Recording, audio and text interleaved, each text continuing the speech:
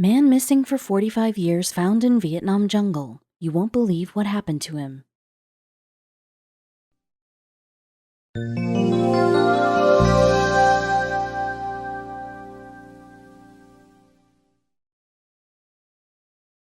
man claimed that he'd been living in the Vietnam jungle for 45 years, but they knew that there just had to be more to his story. It had taken 5 long years to prove it, but when the investigators finally got the DNA test results back, they learned that something was very, very wrong. When former soldier Tom Faunce's missionary work took him to Southeast Asia, he had no idea that he was about to make a discovery that would change his life. While he was stationed there, he heard whispers of a man who had fought in the Vietnam War and had been living in the Vietnam jungle for the last 33 years. He knew he had to meet the man for himself. The man that Faunce set out to find was Sergeant John Robinson, an American Green Beret who was thought to have perished in the war on May 28, 1976. Only 30 years after the war, rumors began to circulate that this soldier was, in fact, still alive. He had been captured by North Vietnamese forces and had no way of getting home. Faunce managed to locate the mysterious man and immediately wanted to know how he had stayed alive for all this time. Robinson revealed that he had eventually escaped the torture of his captures and had been taken in and cared for by a local woman, who he later married. Robinson began a new life in Vietnam and even started a family, but there was something odd about this story. Robinson couldn't speak or understand English, only Vietnamese. His explanation was that he'd forgotten his mother tongue as a result of the trauma he experienced during the war. But Faunce wanted to know, just how had the man managed to go undetected for more than 3 decades? Surely someone would have reached out to him by now. John Hartley Robinson was born in Birmingham, Alabama on October 25, 1937. As a child, he had grown up during the war. He decided to leave school and join the Army at the tender age of 17. He rose through the ranks quickly and was asked to become part of the Military Assistance Command Vietnam Studies and Observation Group. Before he went to fight in the Vietnam War, he got married and had 2 children. Because Robinson was part of a military unit that was controlled by the CIA, he didn't carry dog tags or any other form of identification. And although his unit was not supposed to be in Laos, the helicopter that was carrying him was taken down by enemy fire as they passed over the country. The helicopter burst into flames and crashed, and all the soldiers it was carrying were declared MIA. However, Robinson was only declared deceased 8 years later.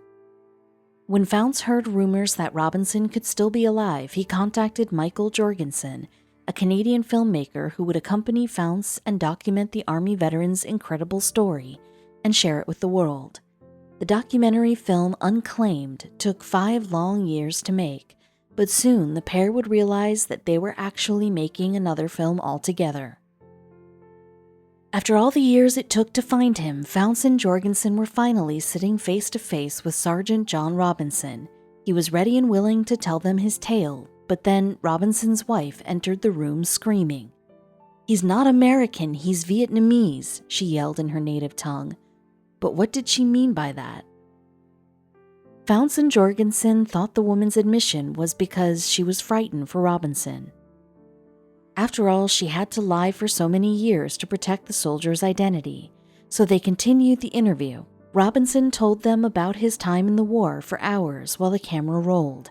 He told them it was a miracle that he had survived the helicopter crash, but Faunce noticed another suspicious detail.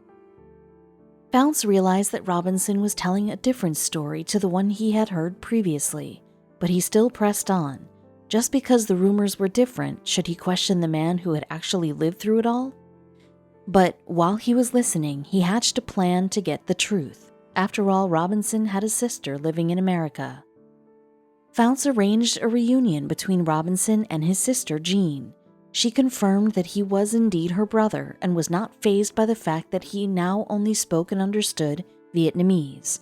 After all, Robinson didn't identify with his old identity anymore because he'd been a Vietnam local for more than 3 decades. In fact, he now went under the name Dang Tan Ngoc. But Faunce was growing more suspicious by the day. Faunce insisted that Robinson took a DNA test to prove his identity before he arranged the reunion. After Robinson met with his sister, the results came back, coincidentally on the same day that their documentary was released. And the Defense Prisoner of War Missing Personnel Office had another story to tell.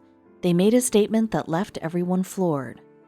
The Defense Prisoner of War Missing Personnel Office said that the fingerprints of the man claiming to be Sergeant Robertson didn't match the ones that the U.S. Embassy in Cambodia had on file. In fact, they had investigated the matter in 2006.